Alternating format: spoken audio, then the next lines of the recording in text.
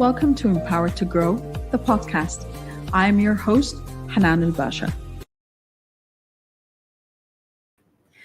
Welcome everyone to a new episode of Empowered to Grow in Business podcast. I'm your host, Hanan Al-Basha. I am so happy to be here with you today, discussing a topic. I know I always say that, but it is a topic I'm very excited about.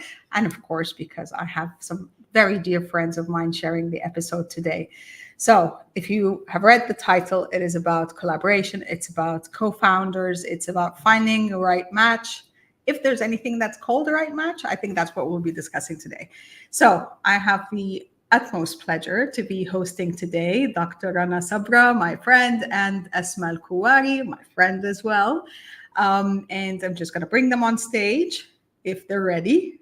Okay, they're ready. Hi, Rana. Hi, Asmaa. Hi, Asmaa. Hi. Hello, everyone. Ladies, it's always a pleasure. So for those who don't have the background, we are very close friends and we are, okay, I'm going to say it now for the first time, ex-business partners, but that doesn't mean it's going to stop there. We founded together the Global Businesswomen. And for anyone who is following any of us, you would have seen that in the past month, we actually dissolved the company. We did it, I think, with, it was a hard decision, but we did it with a lot of conviction and we did it very happily because we knew that it was time.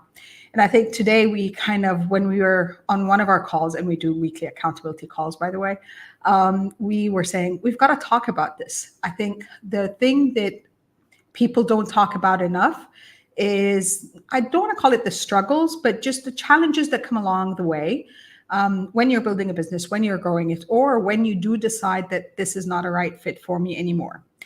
But I think one of the most important things that we came out of this with is, what did we learn? And how can we extract from that things and essences for the future? But before we go there, I would love my lovely guests to further introduce themselves. I know I've had them on Empowered to Grow podcast before, so please go back and see other episodes we've done. But this time it's a different topic. But I would love for them just to introduce themselves, for you to get to know them and to see where we're coming from. So Rana, I'd start with you, please. Hi, everybody. And thank you so much, Hanan, for bringing us live to your audience and your community. My name is Rana Sabra, and I am a university professor, a serial global TEDx speaker, and I'm the founder of Creative Minds, which is a marketing agency based in Scottsdale, Arizona, but we serve our clients globally. And I met Hanan like 4 years during the pandemic. I met with Hanan and we co-founded together GBW. And I think that now we're moving on to new projects also. Yeah, I love that. Asmaa. Hello, everyone. My name is Asmaa Alkuwari. I am a professional certified coach. I am the founder of Asmaa Consultancy, which does consultancy, coaching, and training for corporates and individuals. And I come with a UX experience, so I try to incorporate that as well within the coaching that I do. I am also a founder of You're Not Alone Community, which is a community for women, to women, that supports women in collaborating, communicating, and creating a better life within the roles that they play with. And I am an ex-founder of the Global Businesswomen as well. It's funny that we're saying it publicly for the first time. Yeah. But that being said, I think let's start from the second half of the title of the episode, the co-founding part. I know from my personal experience, this was not my first co-founding experience. I know that each of you have had that as well before the Global Businesswomen. My first experience was not. Well, actually, I think I've had like 3 or 4 experiences before. Some of them didn't come to fruition, as in nothing actually came of it. Some stayed for about 6 years. And I think one of the most important lessons that I had learned from that kind of foundational experience that I've had is communication. How important communication is between co-founders. And I don't think that is being emphasized enough from conversations I've had with other founders who are looking for co-founders or who have co-founders, that communication is key. Asmaa, most of what coaching is all about is about communication. It's about opening up that channel. Talk about communication when it comes to co-founders. So coming from my own experience. So I had my first startup at 2016, and I had my own experience in co-founding and trying to find a partner for my startup. And it was hard. It was hard because I think he tapped it on it, Hannah, and that communication is key, and understanding first of all the different roles that you play, understanding what you bring to the table, how are your values aligned with the values and the vision and the mission of the organization or the startup that you're trying to start and work on. Do you understand each other in terms of the mentality and mindset, growth? Is the vision aligned with everyone? I think these are important conversations to have even in the beginning. And I'm so glad that we actually had these kind of conversations. And trust me, it wasn't an easy conversation to have, to go that vulnerable and that deep from the beginning. And for me, I think Hanan, we kind of knew each other, but Rana we kind of got to know each other even more and more on a deeper level within this experience. So communication is key in understanding and knowing how to communicate, how to be there for each other, and how to support one another. Yeah. I totally agree, and I think it was that the difficult or the uncomfortable conversations that we had at the beginning to be able to set that foundation is what made this a very enjoyable experience. And I think it would also add it to each of us, like individually, our growth trajectories, because we were able to communicate so openly. Rana, marketing is all about communication. I think because I've also had partnerships before on smaller projects. I never went all in on a company with a partner. I was always a solo entrepreneur. But I think what made the difference for us is, yes, we did have, and a lot of partners do have, the weekly meetings. But in our weekly meetings, we tapped into our personal stuff as well. So it was more of, okay, like you were struggling with this with your kids, you had to travel, you had something. We treated each other as humans before and friends before being business partners. And I think that is what was so important in our communication. We always started our calls with, okay, accountability. What have you done? What do you need support with? What are you struggling with? We know now so much about each other's personal life. And I think that is why it was so easy, whatever the topic is. We had so many topics where we had completely opposite opinions about, but because we knew each other on a personal level, we didn't take it personally, and we were gentle with each other. And I think that gentleness, that human factor, is what a lot of partnerships and even business transactions are missing. That gentleness. I think of compassion when you say that, and I think compassion is definitely not a trait that comes along with business partnerships. It's like, this is what you're supposed to be doing, this is what you didn't do, and now we have to kind of bicker at each other. And I think that was one of the things that we believed was, and the feedback we got was one of the things that made the Global Businesswoman community a bit different, is even like the monthly meetings we used to have and stuff, and the masterminds and everything else. We used to say, tell us about you and your business. And the person behind the business is really important. But that being said, and this is something that I keep talking about, I've spoken about before a number of times, and these are the fallacies when it comes to co-founding businesses. That, oh, we're friends, we can do a business together. Oh, we're relatives. Oh, we've known each other all our lives. And this, I call it the I've known them forever fallacy. That is also not what we're talking about, right? Yeah. So now, from your perspective, that I've known them forever, or because we're friends, we're partners, we're husband, wife, girlfriend, boyfriend, those kind of things, or family members. How does that still have to change, or what are the features of that when you're talking about co-founding a business together? I feel that the number one success is to have, you could, like, I've met Asmaa like 2 weeks before we started GBW. But when you find the person who have the same work ethics, that's it. That's important. You have the same work ethics, you have the same values, you have the same vision and mission in life in general, then you can become partners and make it always work. But if you have completely different work ethics, then we're not speaking the same language. No matter how long we've known each other, we won't be able to work together. Yeah, that's true. Asma, do you think it's worth work ethics, or what are other fundamental, I think, elements you're looking for when you're looking to partner with someone you've known forever? I think work ethics is something that's very important. The word alignment comes, especially as you said, Rana, like in terms of the vision or where you're heading.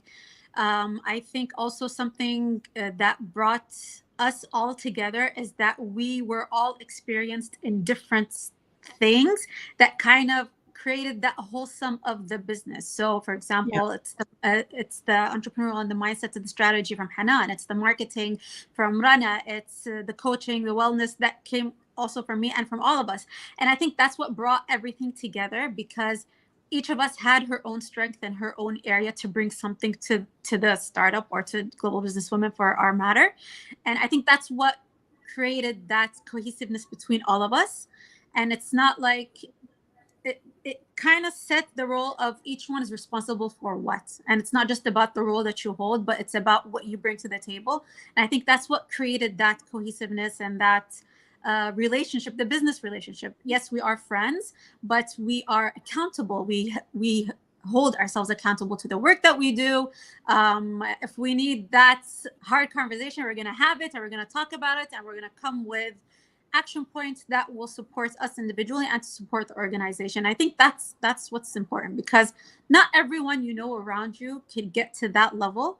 And understanding that and being able to do that, I think with both of you ladies, has made that process or has made that experience great.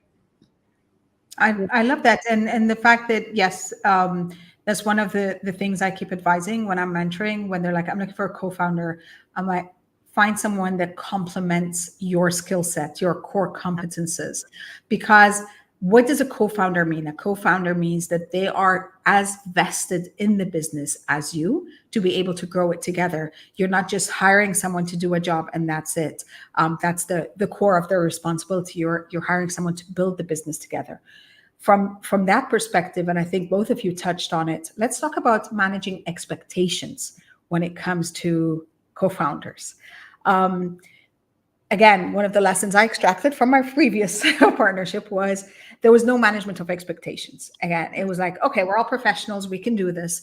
But there was no, this is what you're accountable for. These are the expectations from your role and anything else that would come along the way.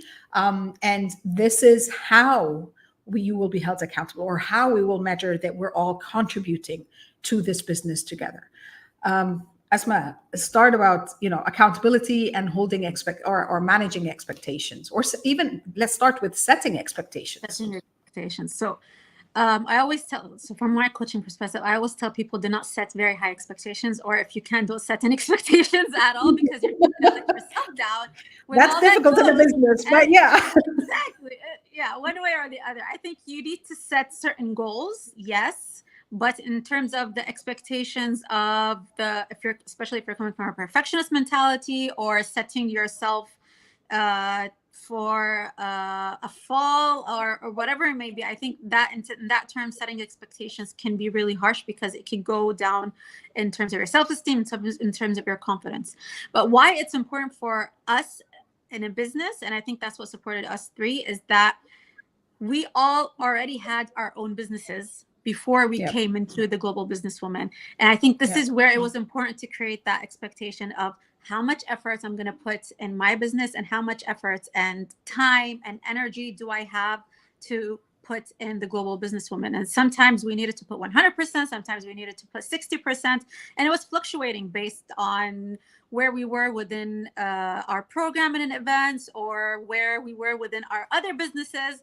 And I think this has also, setting these expectations is kind of what led us to making this decision right now for the Global Businesswoman. I think that's why it's important for this matter to at least have a set line of, it goes back to accountability, right? What you're bringing, how much time you're putting, how much energy, how much investment, if there's any capital, how much are you putting in? Because all of that creates the success of the business and going on with the business. Yeah.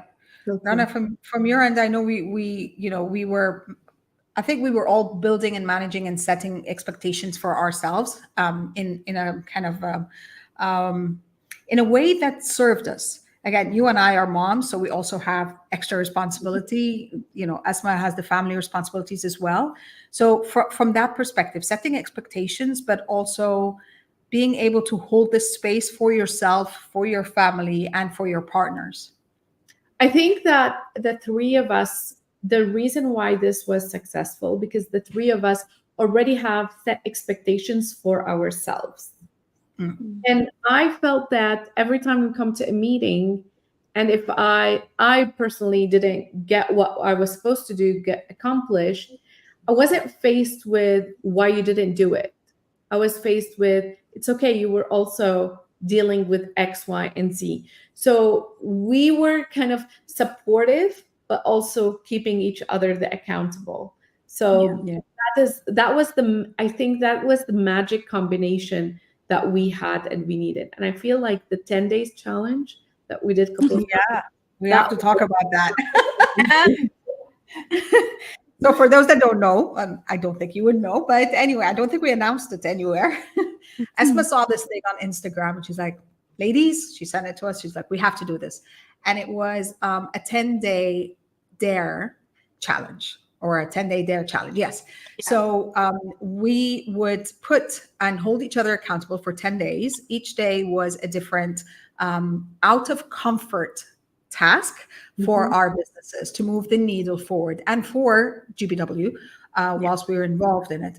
And that, I think, was also kind of, it caused a trajectory shift in our relationship and in the business and everything else, because it was that part, that holding accountability part, but it also showed how much we got to know one another on the human level, because each one of us was challenging with this. I know you're going to hate this, but you have to do it. And it was so much fun. And of course, for again, those who don't know me or don't know me enough, I have OCD tendencies. So I created an Excel sheet with the color codes and everything to make sure we're managing this in the right way. But yeah, let's talk about that actually, because this is one of, it brought out a lot of the features of why this relationship was working between us. Again, it could, and I've seen this before. There are co-founders that could are great together, can have the best synergy and everything else, but they don't necessarily have to build this together. This might not work, but something else comes along the way, and that would work beautifully. But it is about the foundation. So let's talk a little bit about the foundational elements of that as well, Asmaa. What kind of that 10-day dare challenge showed us? I think all of us sometimes tend to hold back, and there are certain things, or let's say the blind spots, that some people might not see within themselves. And I think that was the beauty of our relationship, is that we knew the potential of the person that's in front of them. And that was the getting out of the comfort zone that we were talking about. They're like that step that could open so many doors. It was either for GBW, it was either for our businesses, or it was us dreading something that we needed to do, but was going to take the business to the next level. And I think having that third eye kind of perspective within our own kind of created something beautiful we came out with so many insights about ourselves, so many at least for me, aha moments where it was, oh, I can do this in 10 days. Why don't I start doing this like for a month or 2 months and see how much potential and how much growth I can do within my business. And I think that's why not only doing such a dare, but accountability partners are so important. And the shift I've seen in myself has been through that, having Hannah and having Rana, not only within our weekly sessions, but even like on WhatsApp. Did you do it? What's holding you back? What's going on? What's the conversation that you're having with yourself? And just letting that out and hearing yourself out loud can create so many changes and awarenesses about yourself that can really also support you within this journey, going through the entrepreneurial journey. And I think that was the most important thing for me with that came out from the 10-day challenge. Rana, from the 10-day dare challenge, and from what Asmaa was just saying about that we had weekly, and we still do, by the way, for accountability, but that we had weekly set times, we had communication channels open with each other and stuff. Let's talk about boundary building as well with your co-founders? I mean, yes, we are friends, but we also, there's the boundaries part. How do you see it? Not necessarily just about this, but about co-founding relationships generally. Yeah, I just want to add one thing about the Sure. 10-day challenge, that it didn't just push me to do things that I wasn't comfortable doing. And they moved the needle a lot for me on my business, personal growth, all of it. But it also was an affirmation, because we tend to forget, especially if you are a coach or if you usually provide that kind of service and support to others, we forget that other people also are struggling with certain things. So other people are also scared of sending that email. It's not just you, because so many times we just get into this bubble of, I'm not good enough, and that's why I'm not able to move. But then when you start to dare your friends and your friends are daring you, you realize we're all going in the same, it's the same journey for all of us, kind of. Yeah, that's true. About the boundaries, I think we were very clear on setting the boundaries from day one. And I think that is very important. Like from day one, we agreed that this is what Hanan is going to be doing. This is what Asmaa is going to be doing. This is what Rana is going to be doing. Yes, we do have conversation among each other, but the final decision on that topic is going to be this person. So for example, Hanan, you were handling a lot of the times most of our, like, where do we put our money? And we would have back and forth. And, like I had all of those crazy ideas, but Rana's the creative one, hence why she has creative minds. We're gonna just spend on this. Okay, that's it. So it's not about boundaries, but it is trusting and respecting that your partner also has the best interest of the company in their mind, and just keeping to your lane. So I can talk to Asmaa about the user experience, or because she knows when we did the GBW, she had much more information about the market in Qatar. And yes, I am in marketing, but I trusted that Asmaa is going to share with me the information that is true, is real, and I have to trust that. Trust. That's another important thing. Trust and boundaries, Asma, when it comes to co-founders. And I know you've had, as you said, you've had other businesses and communities and everything else where you've had as well partners in it. So how do you manage boundaries when it comes to co-founding? I think it goes also to managing expectations. They're very intertwined with each other. And I think when people talk about boundaries, they think it's about boundaries with others, but it's basically boundaries with yourself. When you need to understand what your boundaries are, what your potential, where you put your energy, how much is your space, and how much do you have space and energy for others, helps you understand where to set the line. And that doesn't just go on in the business level, it goes on the personal level, it goes on the financial level, it goes on the emotional level, and there's so many levels of boundaries. But when it comes to business, I think it's very important to take it inward again. Because once you start to understand what goes on here, and I don't know why this came up. Yeah, the gestures are up for you. it's saying it's right? So when you take it inward and you understand where you need to draw the line, you'll be able to give so much more once you're able to fulfill that for yourself.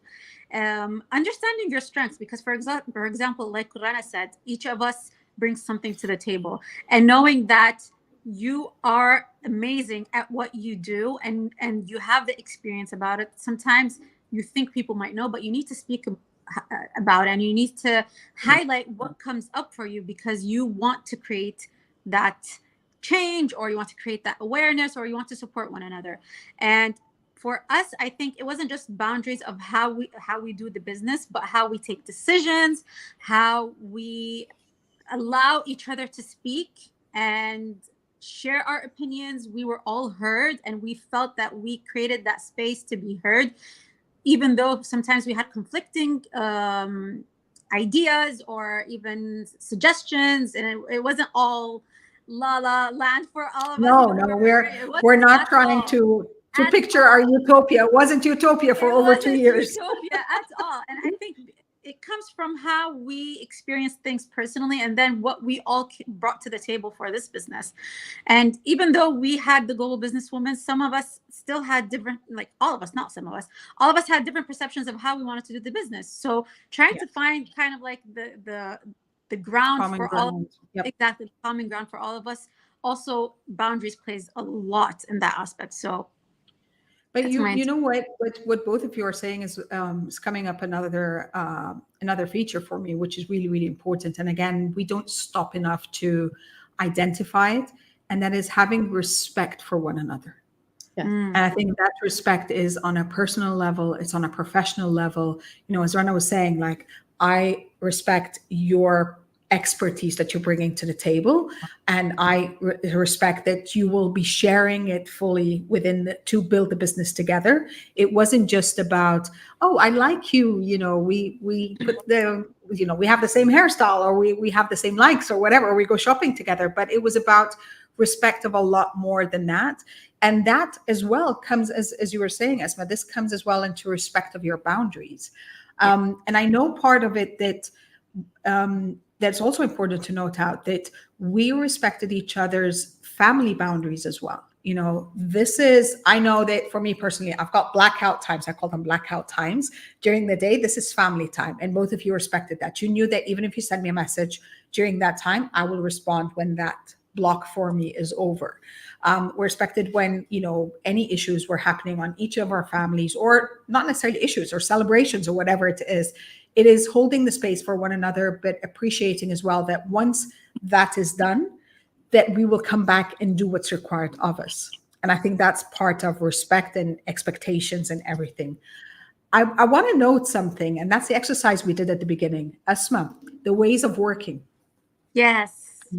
So bring that up, because I think this is an important exercise for all co-founders, whether they're just starting or they're thinking about going in together, or they've been doing it for a while. And I think this could be going back to setting up a strong foundation. So talk a bit about the ways of working. So ways of working is part of what we do in coaching in terms of kind of setting the tone of how to take on this, let's say, this agreement or this relationship. And the reason why I wanted to bring it for us in the business is we wanted to set the tone and the expectations and how we communicate. I think everything that we talked about, we set the tone from the beginning in terms of the ways of working. So trust, we said, how do we want to communicate? It was about what did we need to bring to the table for us to have that space of building trust, or being vulnerable, or being heard and seen. And I think the more we set these list of ways of working, the more it's easier for us to kind of focus on what's important. So rather than, and I think we brought that also in our masterminds, like every time we would be creating that also for the community that we created for the Global Businesswomen. It's how are we showing up for every event, for every meeting, for every accountability call, whatever it may be. How are we showing up? What is it that we need at this moment so that we can create that safe space for us to talk business or make a decision or just hold space for ourselves? And I think that's really an integral part of how this relationship and cohesiveness kind of work for all of us. That's true. And another channel for that, Rana, it's the brand. It's, you know, how do you bring together vision of different people with different perspectives, different lens view into a brand, a unified brand, excuse me, that has an identity, that has a vision, that has a tone of voice.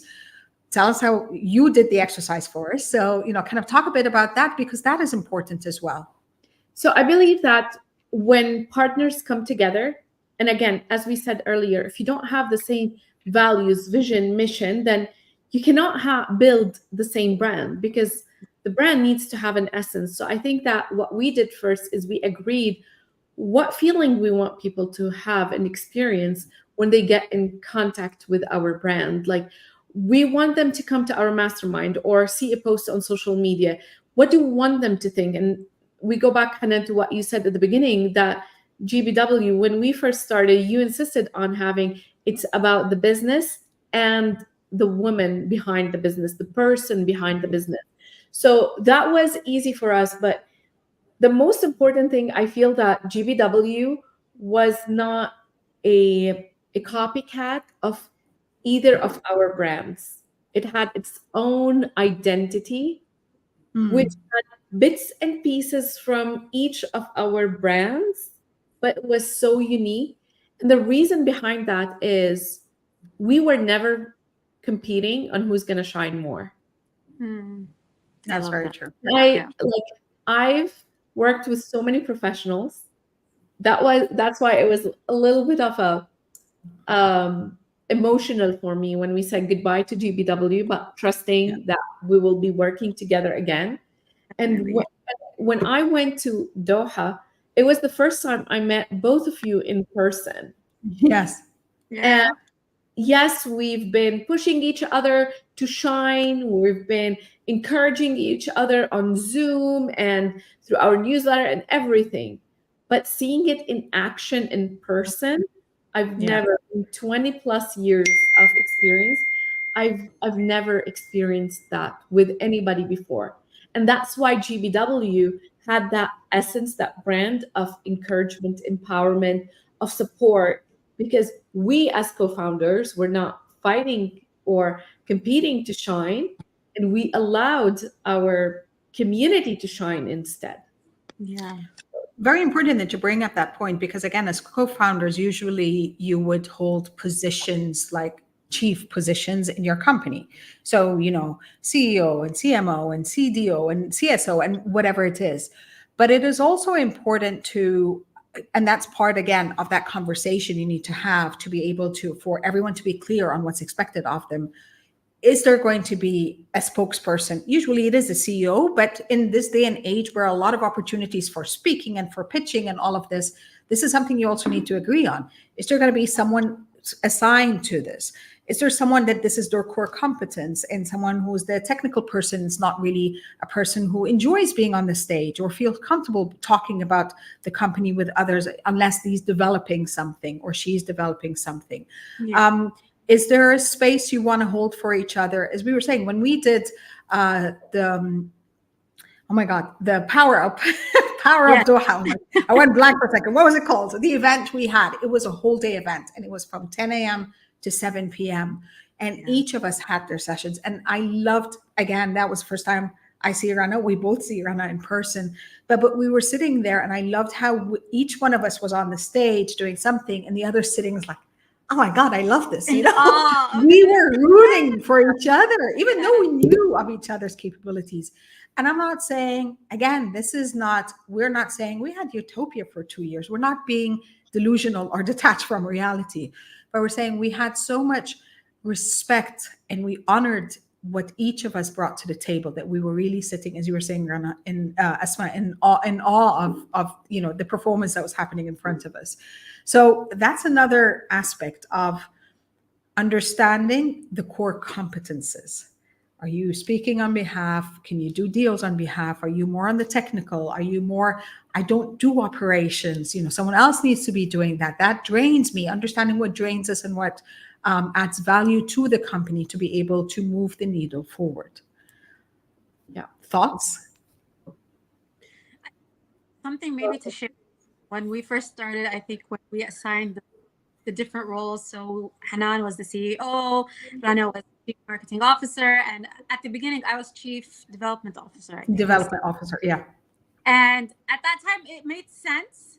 But the more we started working, the more I felt like I could do better as operations, where let's get things done.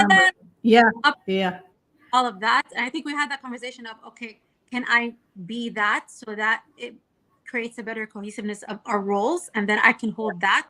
I knew what I can do within that role. And even having these kind of conversations of, for example, the strength that Hanan brings, and we know the strength that Rana brings, and what Asmaa brings to the table, and then build on that to have the best people in the right positions, I think. That's very...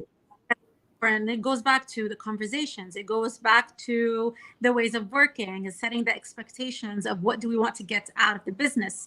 Within, for example, if we're going to talk about Power Up event, it was crazy the 2-3 weeks before, trying to get everything done so that it becomes the best event possible. And we were so grateful. It was such a great success, and having Rana in Qatar was the cherry on top and all of that. And people still talk about it, like people who still see us even after kind of taking that A decision for year, nearly a that year now. Yeah.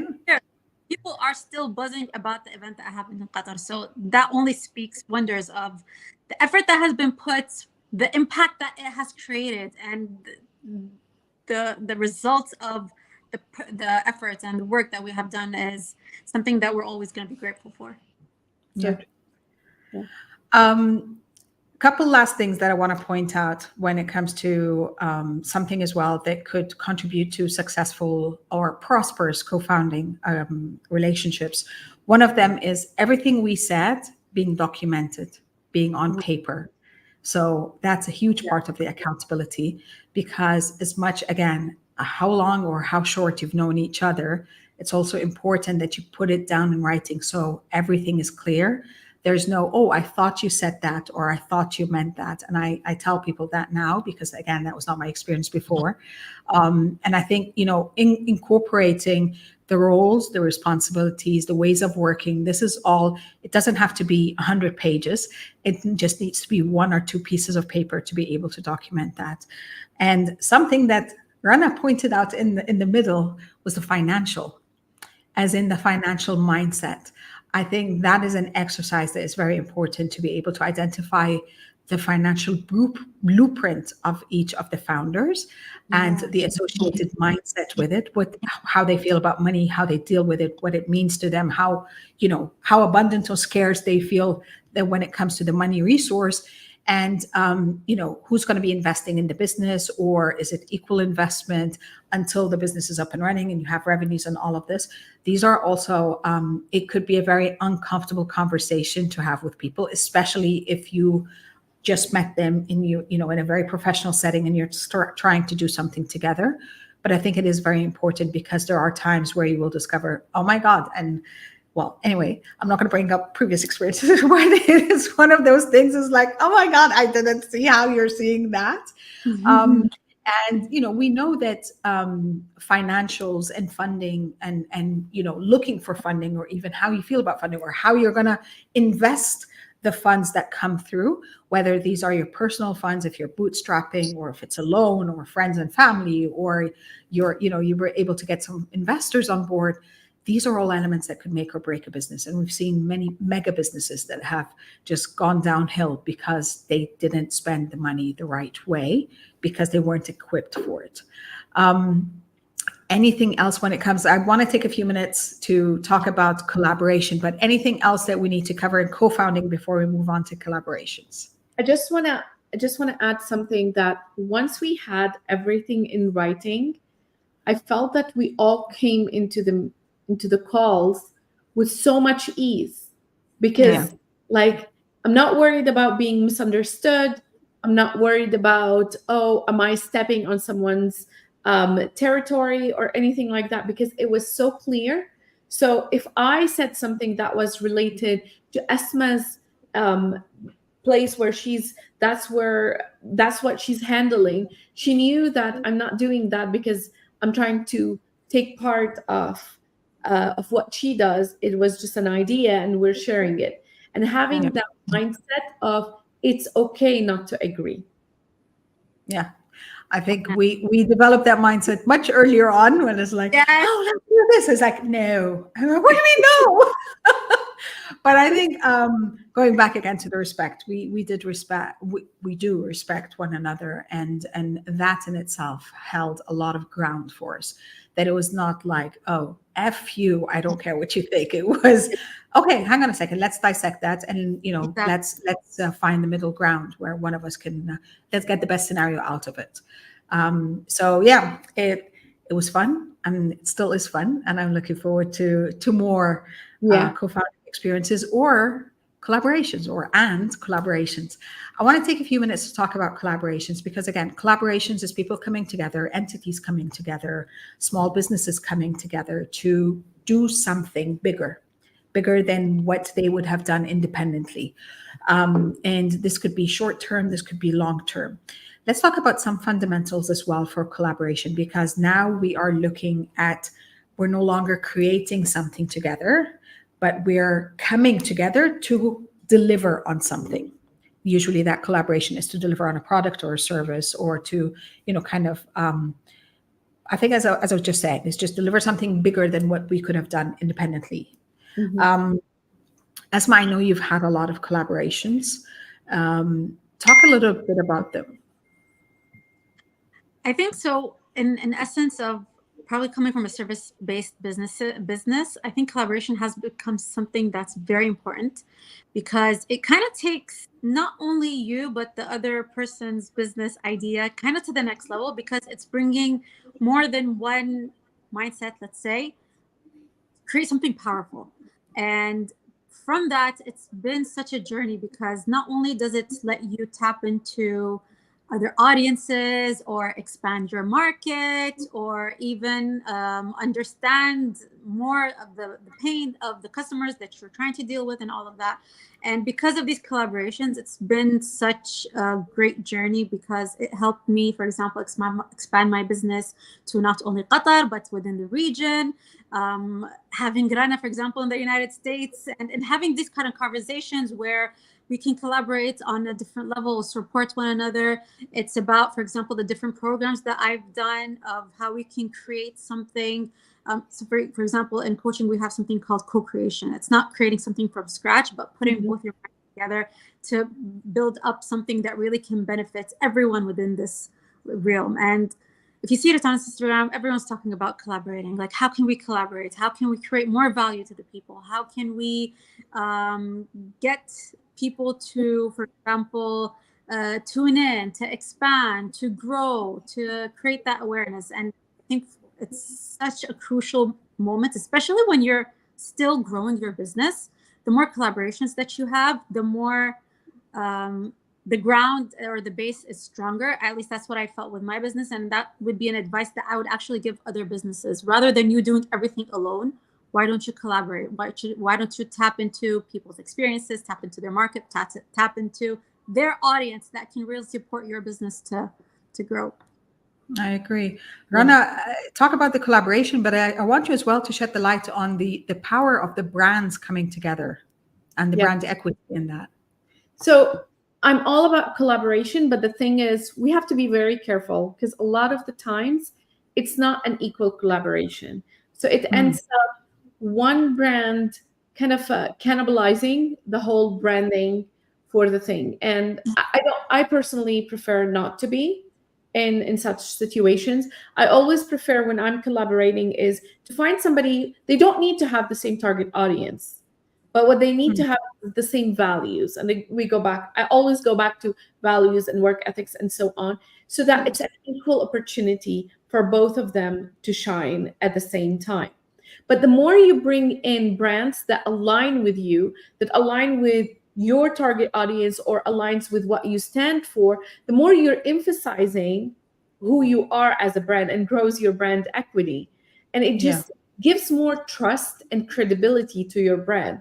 It doesn't mean that I'm all about empowering other brands. And so I've been in the business for 20 plus years. It doesn't mean that I'm not going to collaborate with other brands who are just starting out, as long as it's an equal input, not one brand latching on the other brand's success.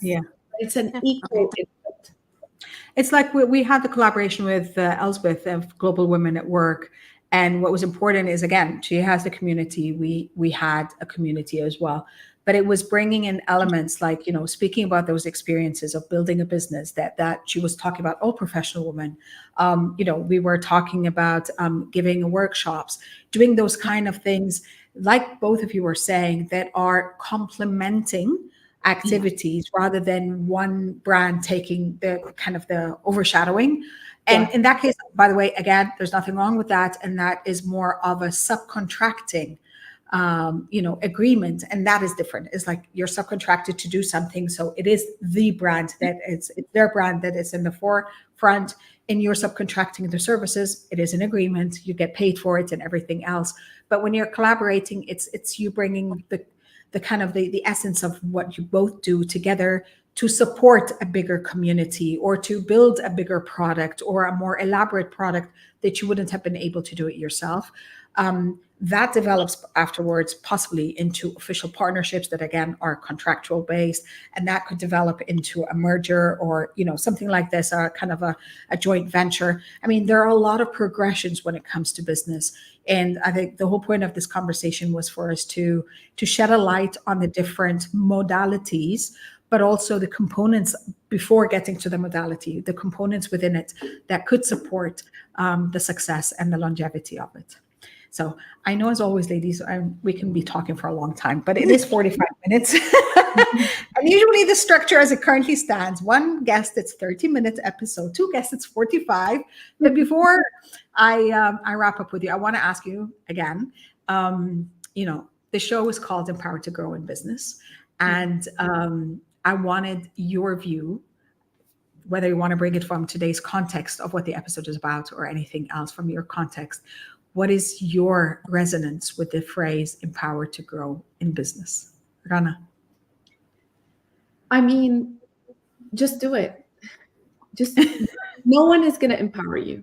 You have to empower yourself.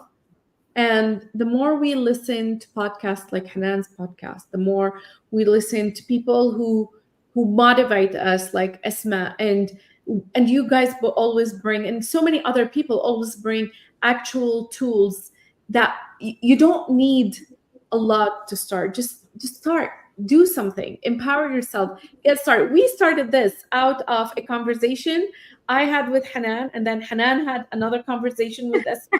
And we have GBW based in London, not in a million years of Yeah. I would think of doing this. So just empower yourself. Have an idea, go for it. Jump today. If you're waiting, nothing is going to happen. We jumped into it. We did this. It was beautiful. We learned a lot. And all three of us, our businesses, our perception, our vision for the future has shifted because of GBW, because of the work we've done through GBW.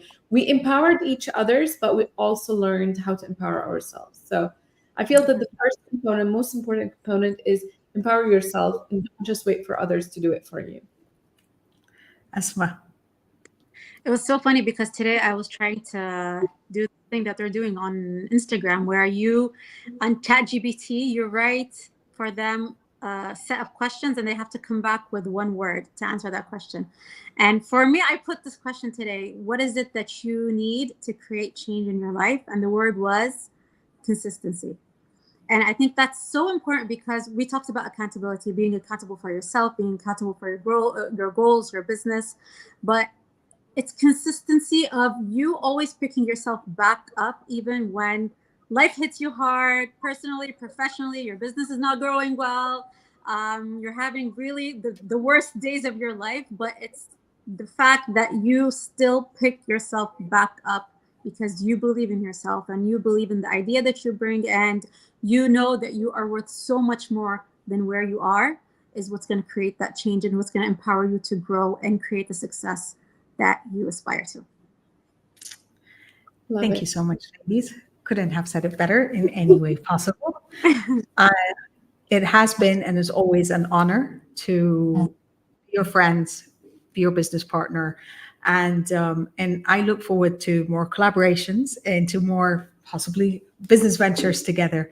And I know that our weekly accountability call is something I look forward to every week. So thank you. Thank you for being part of my life. I'm grateful for both of you. Thank you, Hannah. Thank you, Hannah. Thank you to everyone who joined us today. I do hope that you got some, hopefully, value of how to pick your co-founders, what kind of features you're looking at, but also more importantly, how to make sure that this relationship is a sustainable and prosperous one. So you can build a profitable and sustainable business, both together with others or collaborate to be able to bring more value and service more people. As always, I wish to see you next week. And until then, I wish you love, abundance, and prosperity. I'll see you next time. Thank you for listening to the Empowered to Grow podcast. I'll catch you on the next episode. And until then, know that empowered you empowers others. Love, abundance, and prosperity to you all.